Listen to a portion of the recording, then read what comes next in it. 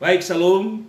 Jumpa lagi bersama saya Pendeta Jerry Adu dalam program Ilustrasi Khotbah Kristen Lucu, yang menjadi salah satu andalan daripada program kami atau program saya, yaitu Ilustrasi Khotbah Kristen Lucu bersama saya Pendeta Jerry Adu, dengan tema hari ini, alasan tidak semua doa istri dikabulkan Tuhan. Tidak semua, atau alasan tidak semua doa istri dikabulkan Tuhan.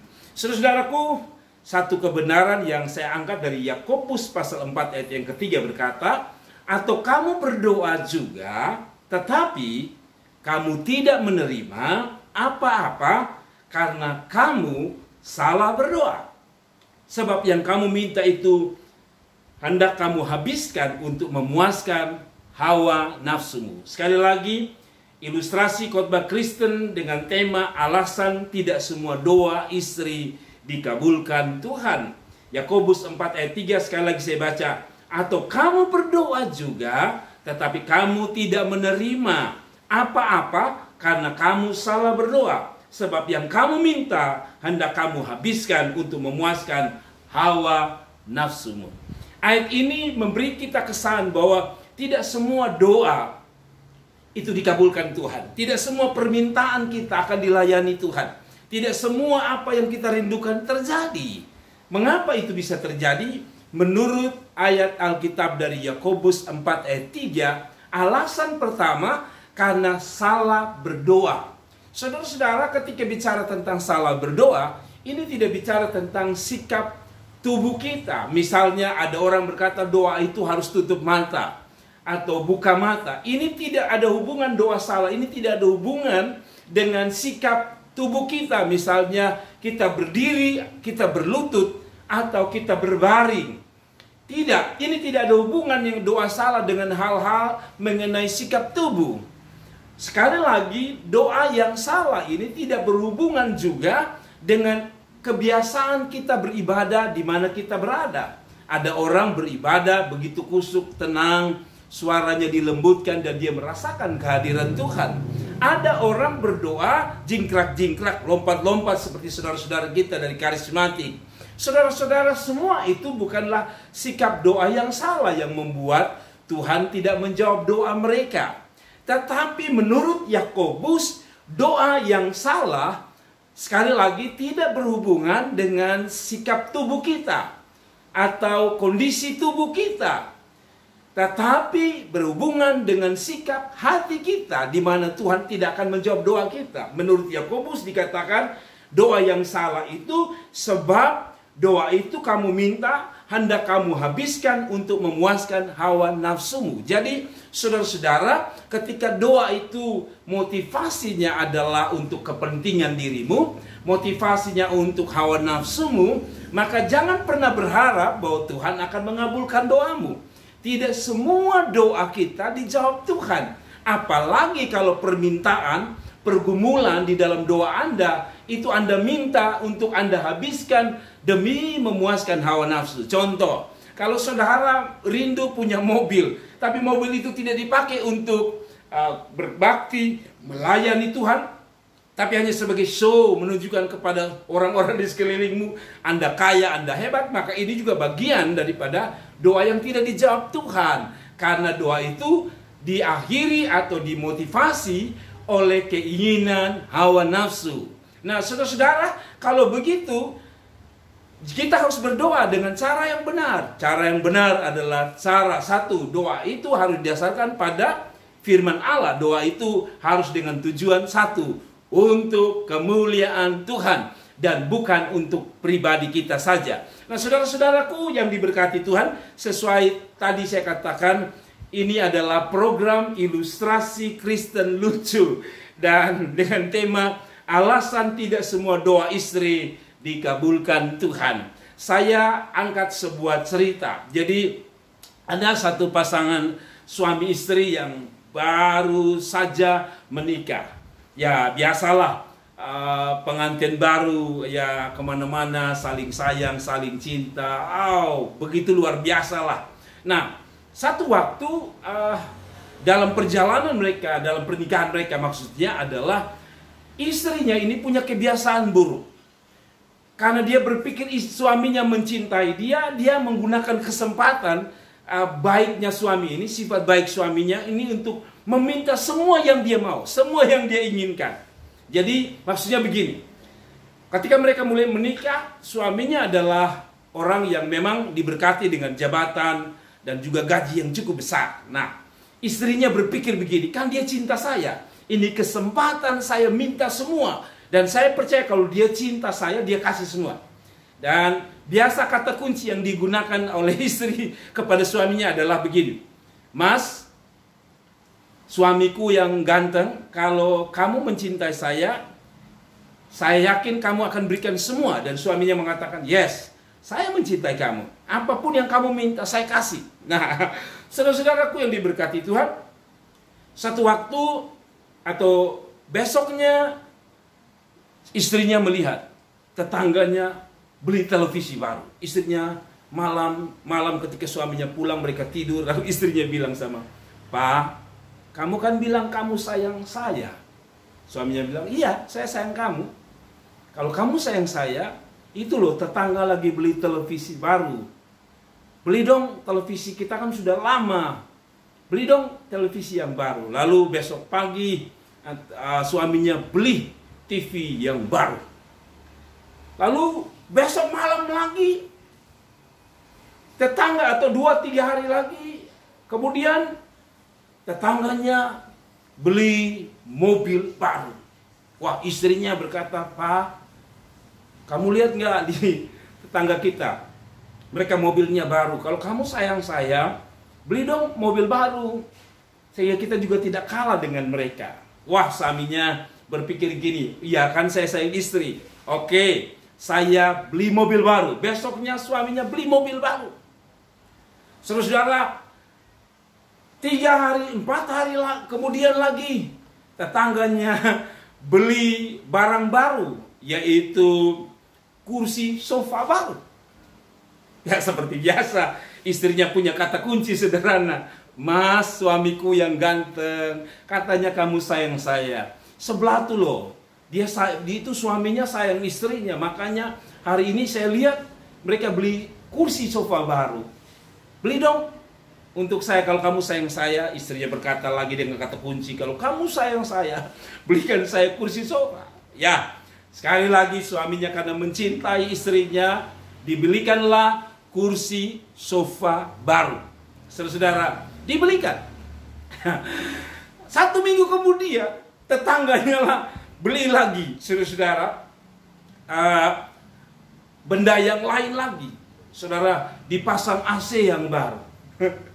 Lalu seperti biasanya kita semua sudah tahu, istrinya kembali berkata di tidur malam sambil memuji-muji suaminya. Lalu dia bilang sama suaminya, Mas, kamu kan sayang saya. Suaminya bilang, ya, kamu kan udah tahu dari dulu saya sayang kamu.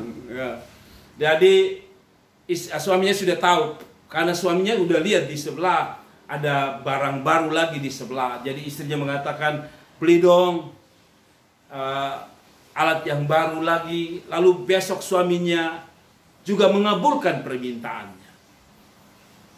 Satu waktu suaminya lihat ada barang baru di tetangga itu. Suaminya lihat dan dia curi-curi pandang apakah istrinya lihat barang baru. Setelah 1 minggu kemudian suaminya lihat, itu kan istrinya lihat ada barang baru ada di rumah tetangganya. Suaminya tunggu malam supaya istrinya akan minta barang yang baru ini. Lalu malam ketika tidur, suaminya sudah ngantuk. Suaminya berpikir, kok tidak diminta ya barang baru. Biasanya setiap barang baru yang ada di tetangga diminta oleh istri saya. Tapi kenapa kali ini istri saya tidak minta?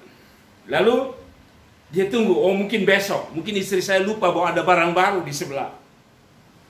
Lalu ketika besoknya pulang kerja, suaminya berpikir pasti istri saya akan minta barang baru lagi. Yang diketahui suaminya ada barang baru. Istrinya juga tahu ada barang baru di sebelah. Lalu suaminya pikir hari kedua, hari ketiga, hari keempat, 1 minggu, 1 bulan. Oh, tidak biasanya. Istrinya biasa kalau lihat barang baru langsung meminta. Tapi ini barang baru sudah sebulan, mau masuk 2 bulan, istrinya tidak minta. Lalu akhirnya suaminya memberanikan diri setelah 2 bulan. Suaminya bertanya, "Ma, biasanya kalau tetangga kita beli televisi baru, kamu minta, saya belikan. Kalau kamu lihat mereka beli mobil baru, saya belikan. Kalau kamu lihat kulkas baru di rumah sebelah, saya belikan. Semua yang tetangga kita itu, pasangan suami istri itu ada barang baru, kamu minta. Tapi kenapa barang baru yang ada atau ada sesuatu yang baru di tetangga itu kamu tidak minta?" Istrinya sambil tersenyum malu-malu dan berkata, "Maaf ya Mas, kali ini memang saya tidak minta."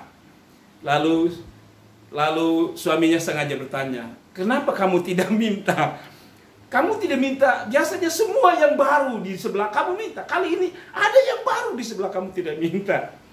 Lalu istrinya berkata, "Ya Mas, kalau TV baru saya mau. Kalau kulkas baru saya mau. Kalau mobil baru saya mau. Kalau kipas angin baru saya mau. Kalau AC baru saya mau. Tapi masalahnya yang di sebelah itu istri baru dari tetangga. Saya tidak akan minta Mas. Saya tidak akan berdoa minta istri baru untuk kawin dengan Mas atau suami saya," begitu. Dan suaminya tertawa terbahak-bahak. Ternyata tidak semua permintaan daripada istri harus dikabulkan. Kenapa? Karena permintaan itu akan menyakiti hati istrinya. Saudara, ilustrasi daripada ini memang sedikit lucu ya. Jadi istri-istri jangan banyak nuntut. Kalau menuntut, harusnya istri baru pun Anda harus tuntut untuk suami kawin baru.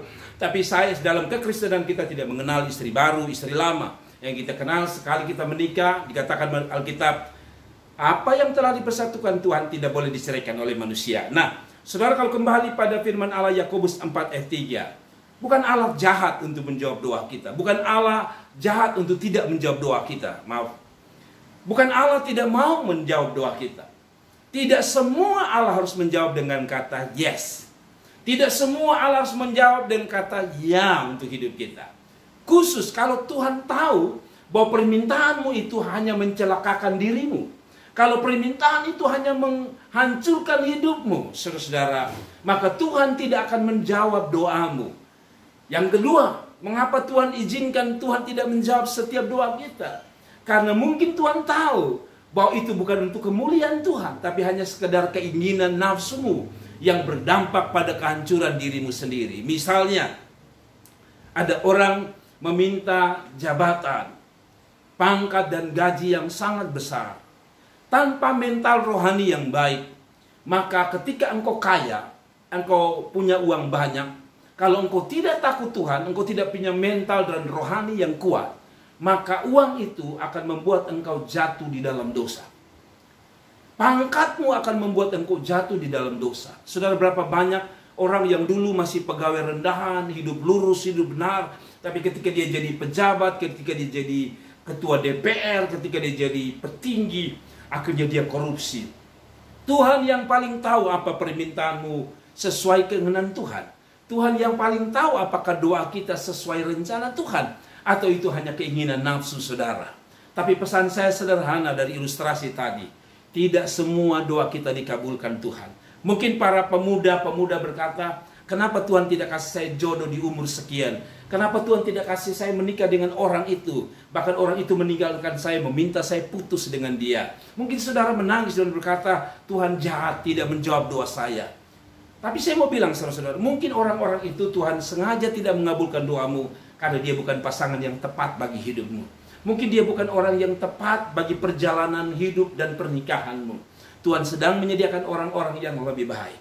Sekali lagi, tidak semua doa kita dijawab. Bukan berarti surga kejam, tapi surga yang lebih tahu mana yang terbaik bagimu. Terus andalkan Tuhan, teruslah berdoa supaya doa kita seturut dan sejalan dengan keinginan dan maunya Tuhan. Dan saya percaya, kalau keinginan itu sesuai firman Tuhan, tidak ada perkara yang mustahil. Seperti kata firman Allah, doa orang benar besar kuasanya. Kiranya renungan ilustrasi khotbah Kristen lucu ini dapat menyentil kita dan memberkati kita. Bila Anda diberkati, sekali lagi klik like, share, dan jangan lupa komen dan berbagi kepada siapapun supaya banyak orang boleh diberkati oleh Tuhan. Sekali lagi saya Pendeta Jerry Adu dari Kupang, Kota Kupang, menyampaikan Tuhan memberkati. Sampai jumpa lagi kita di program-program selanjutnya. Saudara bisa lihat di khotbah ulang tahun, saudara bisa lihat ilustrasi khotbah Kristen lucu, dan masih banyak khotbah-khotbah saya dan renungan-renungan yang pasti memberkati Anda. Tuhan memberkati. Shalom.